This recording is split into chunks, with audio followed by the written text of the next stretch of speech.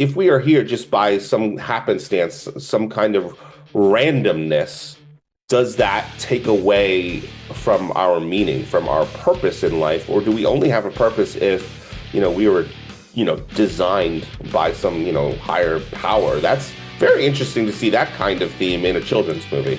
So one of our good friends, our good pals, is from Bayonne. So I made an AI clip about Bayonne. Though they don't, AI doesn't do a good job of pronouncing it, but I was like, oh, Bayonne. And I was taking a selfie right before it happened, which is kind of funny. And then I turn around and I see the mother gets pushed, and I kind of like stop her from tripping over the chair and preventing a bigger incident. Welcome to Hate to See It with Mike and Sid, the talk show where we bring you a new movie review each week. I'm Mike. And I'm Sid. Thanks, guys, for tuning in again. We're a small channel, so it would really help us out if you hit that subscribe button, give us a like, drop a comment in the comment section with your feedback. And if you are only interested in the review in our episodes, you can use the chapters feature to skip ahead to the movie discussion section and the verdict, where we give our final thoughts on the movie. But this week it's going to be real simple because we're going to get right into the review of this week's movie. Sid, you want to tell everyone what it is? Sure. This is a throwback episode. It's the 35th year anniversary of Teenage. Maybe you should have said this, Mike, because I struggle. Teenage Mutant Ninja Turtles. Was it The Secret of Ooze? Something of Ooze? Yeah, it's the sequel, Teenage Mutant Ninja Turtles 2, The Secret of the Ooze, which, came out 35 years ago in 1991. They remastered it in 4K and re-released it in theaters, and we went to go see it. We did, but before we start, did you have a good week? Yeah, I did have a good week. As I believe I've mentioned to you, I'm getting ready to go on a quick little trip, so I've just been getting ready for that. Going away next week for a few days, so just been getting everything ready, work-wise and packing and stuff like that. And I'm looking forward to it. Good. Have a great trip. I know you always ask me, so I returned the favor of asking you. Not that you care, but I'm going to say yesterday was great. Our Johnnies, or my Johnnies, or Johnny Mac's Johnnies, beat UConn to capture the Big East Tournament Championship. So that was really exciting. Big props to Rick Pitino. Big props to that program. I know our friend John was really pumped about that. So are they guaranteed a one seed now? No, they're not. It's bizarre. UConn's going to get a better seed, apparently, even though St. John's won the Big East outright, and then they also won the Big East tournament. Now, when you say they won the Big East outright, that you mean that the standings, is that what you're referring to? Okay. Exactly. So there's two things. It's kind of like in soccer. There's different championships. Like a team can win 4 different championships in the season, maybe even more. Our pal JD would know about that. So that was really exciting. And today I asked you to record a little earlier because I'm heading to LA for the big AEW pay-per-view. So for our viewers who don't know, I was on TV a couple of weeks ago because one of the wrestlers' mother was pushed, and I saved her. So I was all over TV and Twitter, and now they're going to fight for their mother's honor tonight, and I'll be there. I saw references in our group text that you were on TV, but I didn't know that someone was pushed in front of you. Yeah, so there's one of the greatest tag teams ever, the Young Bucks. Their whole family was in front of me. Okay. So then their rival, FTR, first pushed their father, then they pushed the mother, and I was taking a selfie right before it happened, which is kind of funny. Then I turn around and I see the mother gets pushed, and I kind of like stop her from tripping over the chair and preventing a bigger incident. And then that scene was shown a couple times actually in the next few weeks. So I've been on TV like 3 times because of it. Oh wow, that's awesome! I need to see this. I don't think I've seen the whole thing. Cool. Let's get into it. I think a lot of our fans are huge Turtle fans. I know I was. I grew up watching Turtles. I think you did as well. Yeah. I used to collect all the toys. Back in the day. I must have owned every single one. Yeah, I mean, you and I, like our age group, mid '80s babies, growing up in the '80s, late '80s and early '90s, we were the prime demo. We were the prime target demo for Ninja Turtles. I mean, it was massive, absolutely massive at that time. Go ahead. I think the Turtles were created in 1984. I was trying to look it up. That'd still be nice to have a producer, but that was the year I was born. I'm pretty certain that's the year they created the Turtles, so pretty fitting. I was a turtle baby, but so when I was growing up, like I didn't like to eat because babies, I think, generally like to eat, but I just hated to eat. And so there's two shows that could make me eat. It was Fraggle Rock and Turtles. So whenever I watched those shows, I guess I wasn't a baby at the time the Turtles came out, but I was still young and wouldn't want to eat. But I would just start laughing, and then they would force the food in my mouth. That's funny. I didn't know that I didn't know that you were a Fraggle Rock kid. Oh yeah, big kid. So I think Fraggle Rock came out first, right? If I'm mistaken. Yeah, yeah. So that's when I was a baby. They would feed me with Fraggle Rock, and then like a little older, they fed me with the Turtles. Yeah, which is interesting because there's the Jim Henson connection there because they at the beginning of this movie they have a in remembrance of Jim Henson who had recently passed away. Yes, that Uh, was nice. and I guess this was one of the last movies he ever worked on. Yeah, apparently so. Yeah. So yeah, let's get into our discussion of Teenage Mutant Ninja Turtles 2, The Secret of the Ooze. Is this a movie that you saw when you were a kid? Of course. Yep. I saw it several times as a kid, and it's probably been 27, 28 years since I last saw it, I would think. What about you? Okay.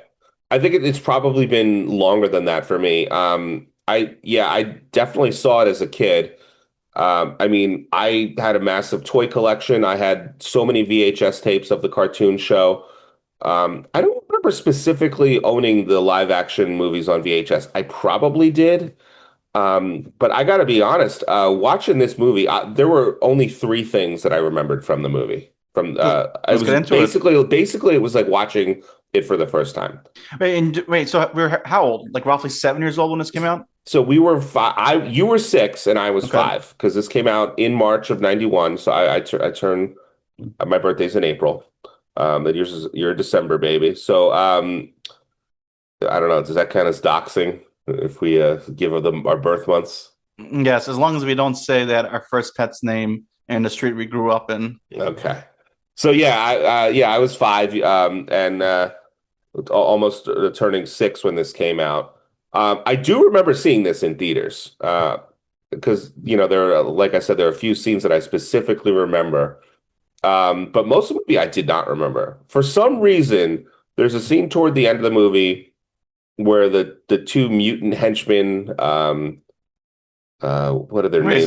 Razor? Taka and Rahzar. Like the one Yeah. of them's like a snapping turtle, and the other's like a wolf. Wolf. Yep. I remember them being fed the donuts. I don't know, and one of them crushing the donut and revealing that Yes. the anti. I don't know why. That scene I vividly remember. I remember the Vanilla Ice, Go Ninja, Go Ninja, Go. Yep. That's iconic. Oh yeah, for sure. And I remember Super Shredder at the very end. And aside from that, I didn't really remember anything. How about you? Did you remember a lot of it? So I didn't know when things would happen throughout the movie, but I obviously, well, not obviously, but I did remember that feeding scene. And for some reason, that kind of like terrified me when they're feeding the donuts to those villains when I was Yeah, younger. I don't know what it is. It's so memorable about that Uh, scene. so I do remember that. I also remember when they make those villains. So for me, that scene, and I don't know why, was really terrifying. Like as a little kid, I was so scared when they made those new villains.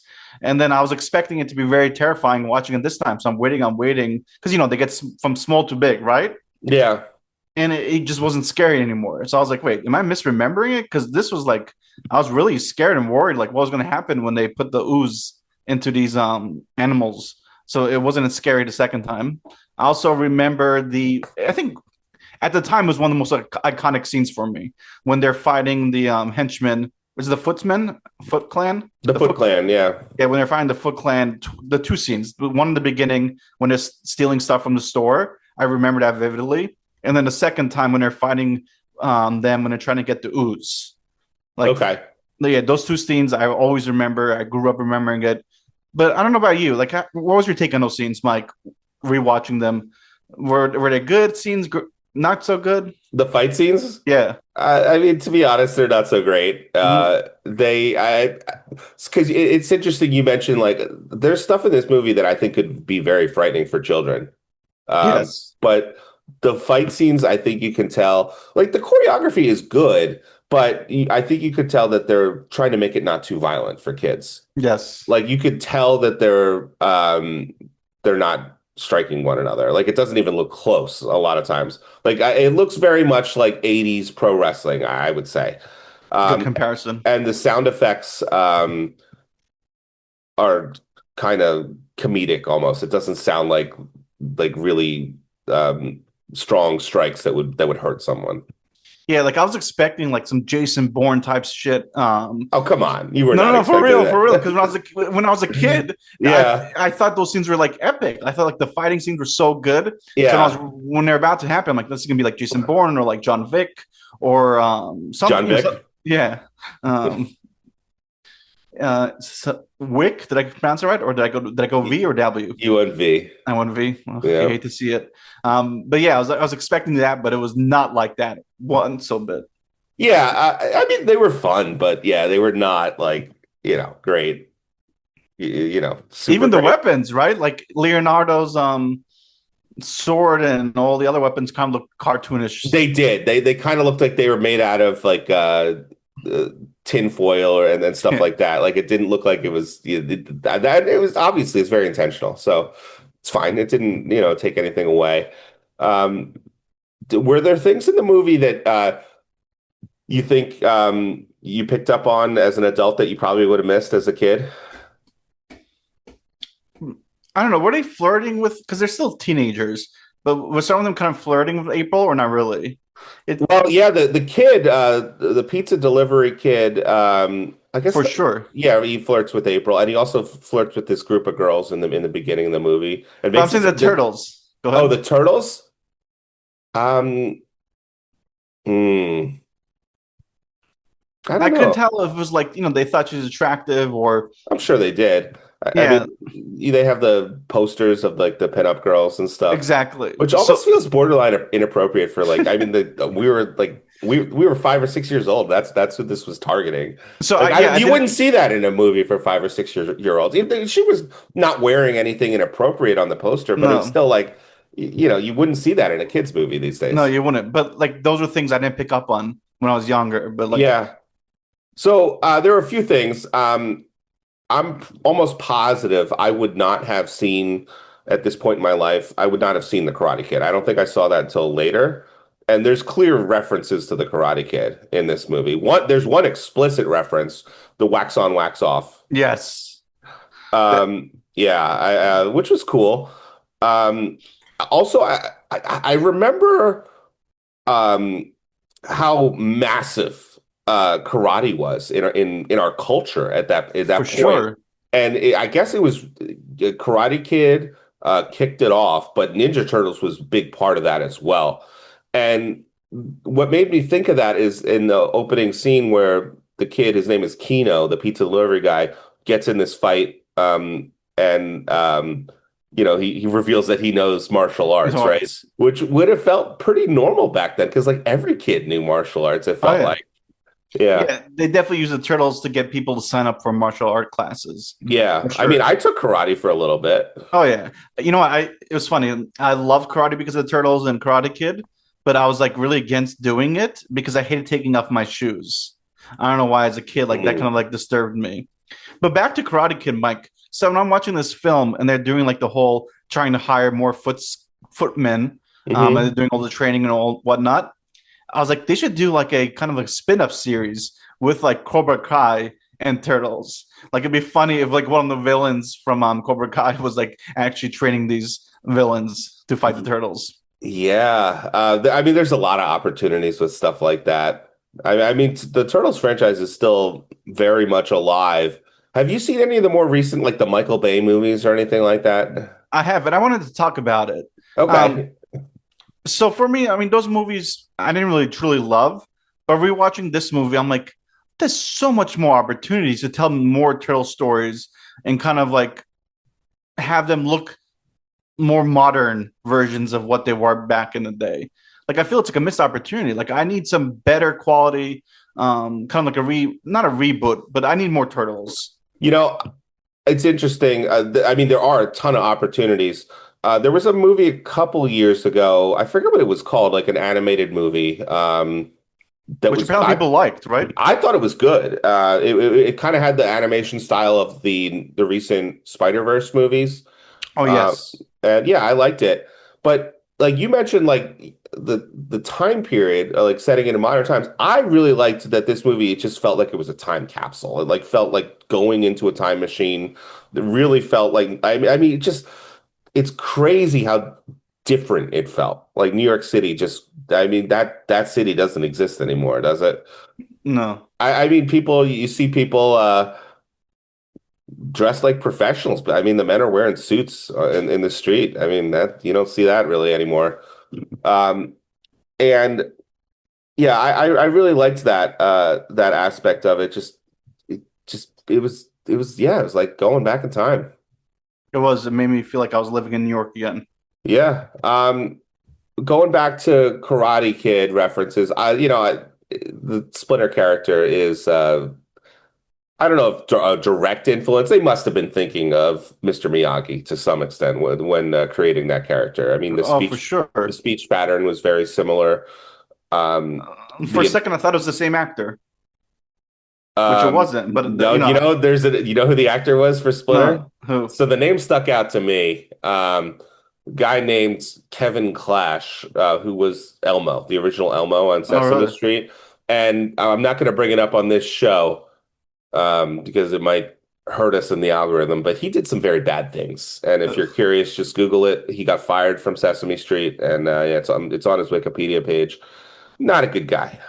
So yeah, just leave it at that. But yeah, he did Splinter in this movie. Well, Um, I'll try to look it up. Who are the main like, or two of the other villains that usually go up against the Turtles? yeah, Bebop and Rocksteady. Is yeah, that it? Bebop and Rocksteady. Yeah, who I forgot are not in the live action movies. Yeah, which is kind of surprising because the whole time I thought they were going to be the two mutants facing them. I completely forgot about the Rahzar and whatever they were. So the whole time I was expecting them, I was excited, I was pumped, and then I'm like, "What the hell?" And then you see these two, like they weren't that great the way they looked, right? The two villains. Uh, Yeah. so I was like kind of like taken aback because again, the whole time I'm waiting for Bebop and Rocksteady, and I was a little disappointed that it wasn't them. It's funny. I was expecting something to happen that didn't happen in this movie. And our friends are probably going to make fun of me. They're probably going to give me a hard time when I admit to this. Um, were you ever a fan of Power Rangers growing up? Oh, for sure. Yeah. So, I watched the show a lot, but it was more my brother's thing. But when that was on, when that show was on, it was on the family room television, so I watched it with him. And I remember seeing the movie, the original Power Rangers movie, that came out 4 years later, came out in '95. The villain in that movie, the main villain is called Hmm. Ooze, Oh, really? a very distinct villain. He like I believe he mutates into this like very distinct villain in like a similar fashion as the Power Rangers. So when this movie's called Secret of the Ooze, I thought that villain was in this movie until almost the very end of the movie. I was expecting this guy to Mm, show up, and he's a Power Rangers. He's a Power Rangers villain, not a Ninja Turtles villain. Uh, interesting. I'm wondering if anyone has ever mixed up those two things when going back to these movies from the '90s. I can't be the only one who's ever made that mistake. No, probably not. Yeah. So I did think the villains were a little bit underwhelming in the movie, right? Well, they were. Even Splinter, like when he Shredder. becomes the Splinter, yeah, Super Shredder at the end. Oh, Like I he's was like, done. It takes nothing to stop him, right? exactly. That was like I expected another huge scene. Though it kind of reminded me of like Batman, the first Christopher Nolan movie. When was it who's the one that knows the villain? Was the villain who's always telling Batman when he was training him, like you have to always be aware of your surroundings.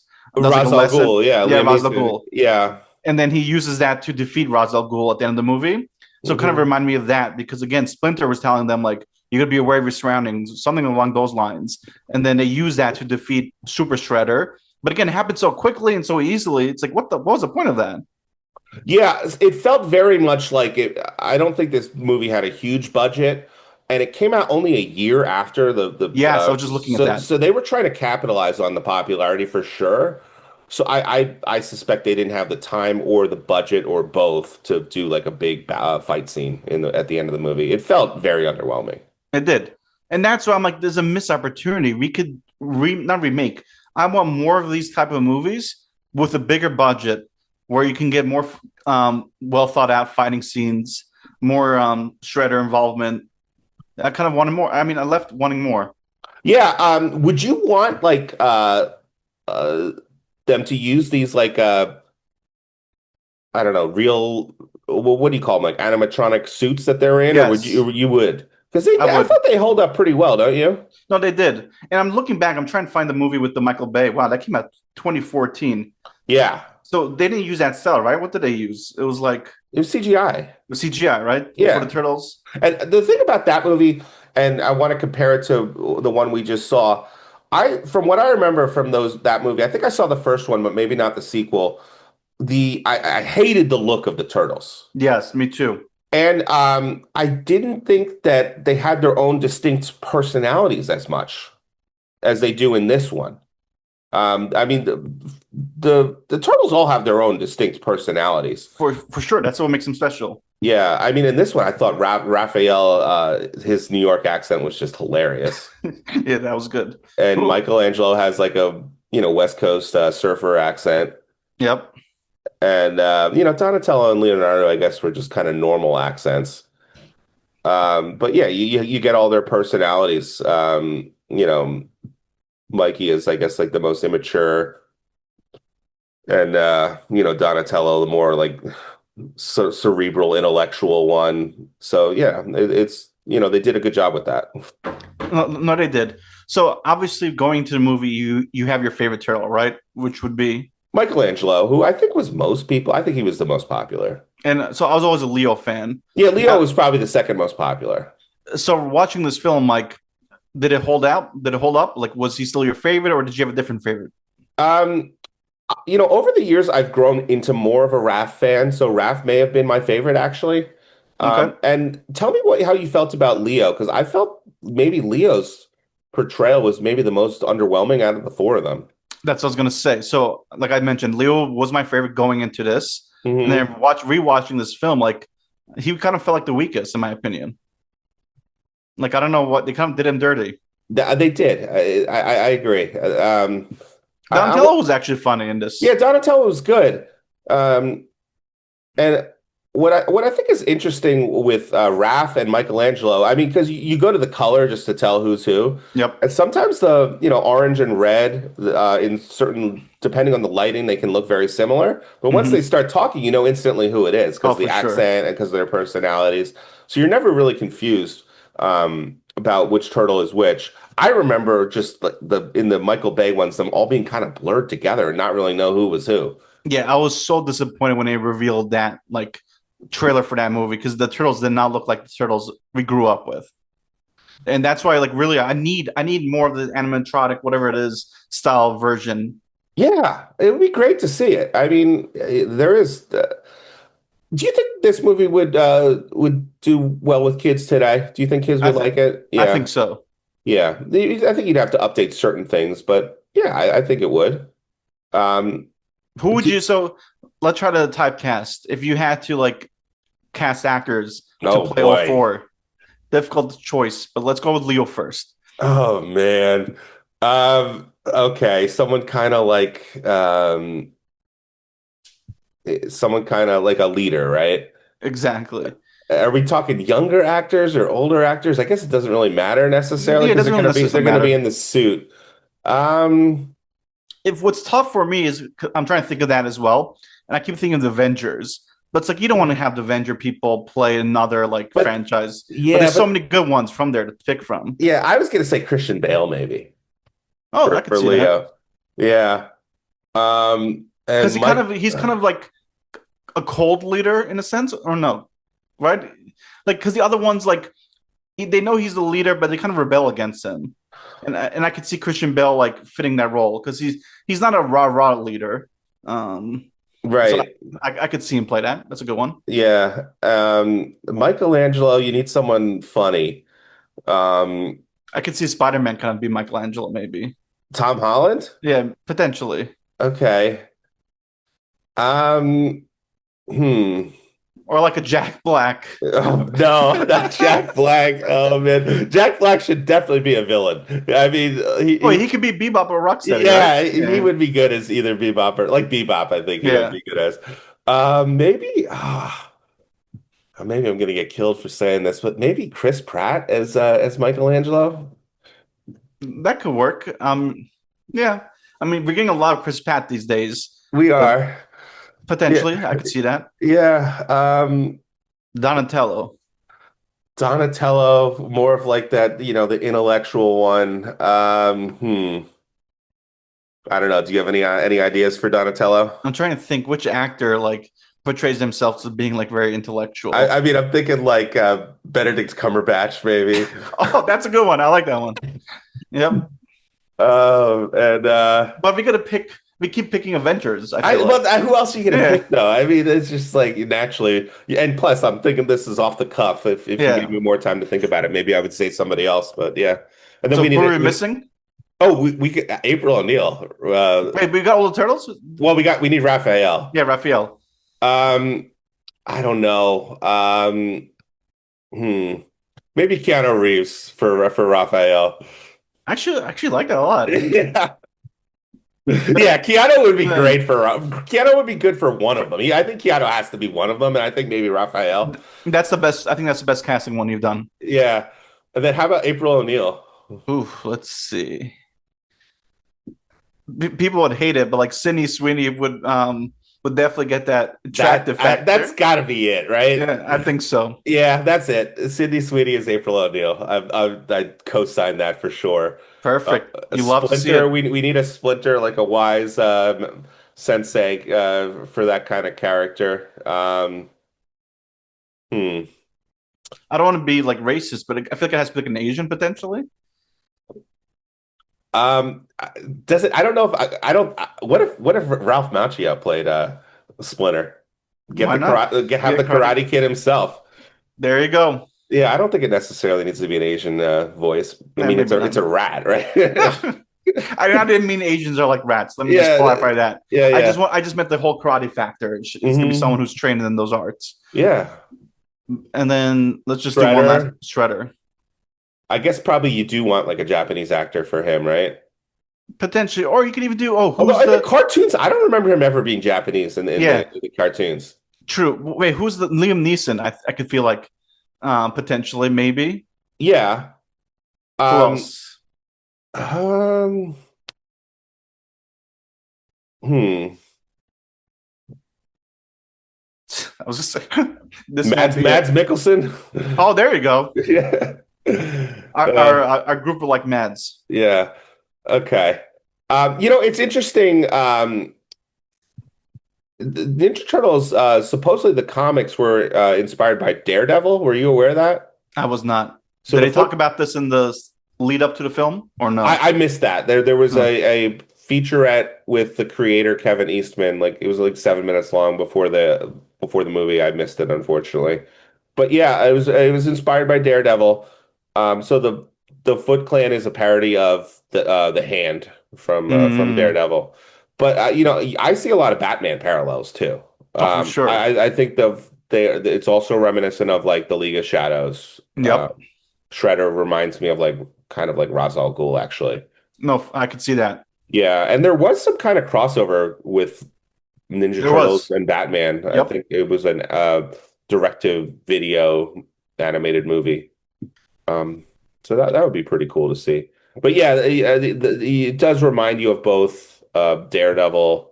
I think maybe Daredevil more just because it is set in New York City. hmm And a Yeah. lot of those films those days, back in the day, they kind of played off each other. They kind of took similarities and they kind of embraced the world from other movies, right? They did a really good Yeah. job of honoring. Yeah. And springboarding off of that, I mean, there's a lot of pop culture references in the movie. And we mentioned Karate Kid. Any others pop culture references stand out to you? Not off the top of my mind. There's one funny one that I 100% would not have caught in 1991. Did you catch the Casablanca reference? No. When the turtles are leaving April O'Neil, they're off to find their new home. Yep. As they're going into the sewer, Michelangelo does a Humphrey Bogart impression. He's got a hat on, a raincoat on. He does the accent, and he calls her Ilsa and like says goodbye. I was like, wow, okay, yep, that was definitely put in there for the parents watching with their kids. So I don't know if you watched the shorts I send you, my AI shorts, but kind of like I had I you haven't seen them yet this week. Yeah. but I had you dressed up kind of like that scene with the Oh, trench okay. coat and stuff. Oh, okay. All right. And Cool. did you catch this? So you didn't see this clip either yet, but they're in Bayonne in this movie at one point. Yes. Did you know? Yes. Did you remember that, or did Of you? course not. I no, Me I did neither. not. Yeah. So one of our good friends, our good pals, is from Bayonne. So I made an AI clip about Bayonne, though they don't AI doesn't do a good job of pronouncing it. But I was like, oh, Bayonne. So that was cool. So the turtles, I think technically were the turtles made in Bayonne in this universe because the I ooze was from there, right? Apparently, or no, maybe. so yeah, we're gonna get corrected on this for sure. I think that is just where they were disposing. That's what they Mm, where they chose to dispose of the ooze. I see. So I don't think it was. I don't think that's where it was. I think they, are originated in New York. Well, But they were born in New York, yeah, but I wonder if the ooze came from. But I get what you're saying. So they're yeah, disposing. It wasn't like that was the warehouse where the ooze was, and then they just let it out yeah. into. So Okay, we have not really gone into the overall plot of the movie. I don't really necessarily. I you don't just know. enjoyed talking about the movie this way. Um, Same here. Another thing I caught as an adult, or just, appreciated, I guess, that definitely would have gone over my head as a kid. There's a very interesting philosophical slash, I guess, theological theme or discussion in the movie where the turtles find out that their origin was like an accident, right? Yes. That the ooze that caused them to mutate into Teenage Mutant Ninja Turtles, it wasn't designed by someone. It was just a freak accident in a lab.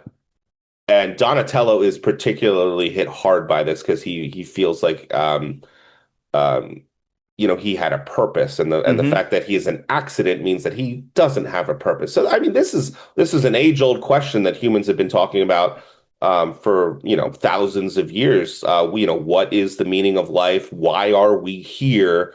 If we are here just by some happenstance, some kind of randomness, does that take away from our meaning, from our purpose in life, or do we only have a purpose if we were designed by some higher power? That's very interesting to see that kind of theme in a children's movie. Oh, for sure. I think because back then there was less ways of practicing safe sex. So a lot of kids during the turtles' age were accidents. They wanted to say like it's okay if you were an accident. You can turn out to be great.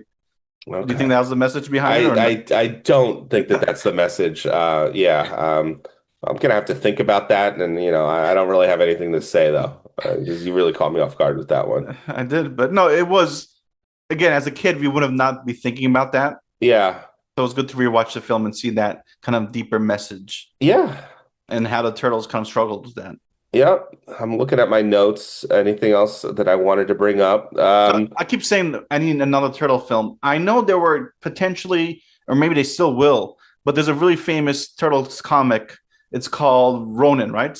Something Ronin, where basically I have the heard of last, that. Yeah. where basically all the turtles are. It takes place in the future where all the turtles are killed, and then the one remaining turtle has to kind of like revenge them or something like that. So it's a deeper, not deeper, it's a darker version of the turtle universe. Do you know which turtle it is that survives? I think it's Michelangelo, but then all the he takes on the personality of all four. So Hmm. like he kind of keeps their memories alive. So they're apparently making a video game of it, kind of like the God of War games. So I think that's still happening. But this movie kind of I think it's a little in hiatus, but I really want to see this to come to life, like a darker version of Turtles. I could see it being interesting. I could see it being good, but I think you take away the four individuals you're taking away the heart of what the show, what this property is all about. No, you are for sure, but it'll be a nice change of pace. It's called The Last Ronin, and it is Michelangelo. Okay. So it's driven by the loss of his brothers and master. But like again, like most of the time, you see the four dynamics, the dynamic of the four. So it would be a curious spin to see just one of them. I'd be All all. right. All right, Sid. For the sake of time, I think maybe we should give our verdict on the movie. Is that all right with you? It is perfectly fine. Why don't you go first? Sure. So, my friends or our friends may dislike me. I mean, I have to say I enjoyed seeing it. I love to see it. It's not a truly love to see it, but I was kind of a little disappointed to be honest, Mike. Again, maybe this film was something like when you were younger you'd really love, but kind of like it showed its age to me. Yeah, so you're love to see it? Yeah, love to see it. How Probably a many three. stars? Three? Probably a three, but I'm being generous to be honest. If I Yeah. wasn't a huge Turtles fan, it would definitely like say I saw this for the first time. I'm not a big Turtles fan, but I just heard this franchise exists. I'd be kind of be a little disappointed. I pretty much agree with you. I had a good time. I had fun. It was a fun trip down memory lane, and I was nostalgic for the Turtles. So, I do agree with you that it feels old. The movie shows its age. Um, some of the stuff just feels kind of corny. I would say, and I think the ending is a letdown, but just overall, I had a fun time. It really reminded me of my childhood. So for that reason, I'm going to give it a love to see it. I'll even give it 3.5 stars. I'm feeling generous today. Okay, good. It's nice to see you generous. But Mike, so you said it was a remaster they did? I feel like this didn't seem like a remaster to me, It didn't right? really. It really didn't seem like they No. did much to it. It looked fine, but it looks old. It looks like an old movie. Yeah, I mean it is an old movie, right? Yeah, But I feel like some other movies held up much better than this movie. yeah. And I think that might be a reflection of the budget of the movie. True.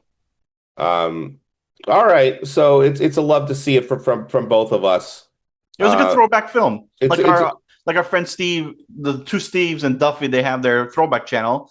Like it felt like we're stepping into their verse and doing a throwback. yeah, definitely check those guys out. Steve did our theme song music for this channel. Throwbacks with the Technodromes. They probably would have been able to do much more of a deep dive on Oh, this for movie than sure. we did, but I thought we covered it pretty well. Yeah, no, it's an interesting point of view from us. All A right, review. Sid. So what's up next for us? Wait, do we know? Oh, this is a big one. This is the one of the most anticipated movies of the year. Originally, we were kind of nervous because you were going to be traveling. We didn't know when you'd be able to see it, but you did find out it's showing tomorrow on Monday as an early release.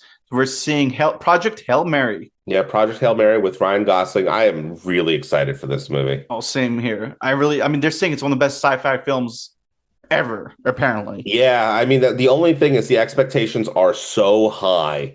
Yep. It's really hard to live up to very high expectations. Are there any movies that had like off the charts expectations where you actually felt lived up to the expectations?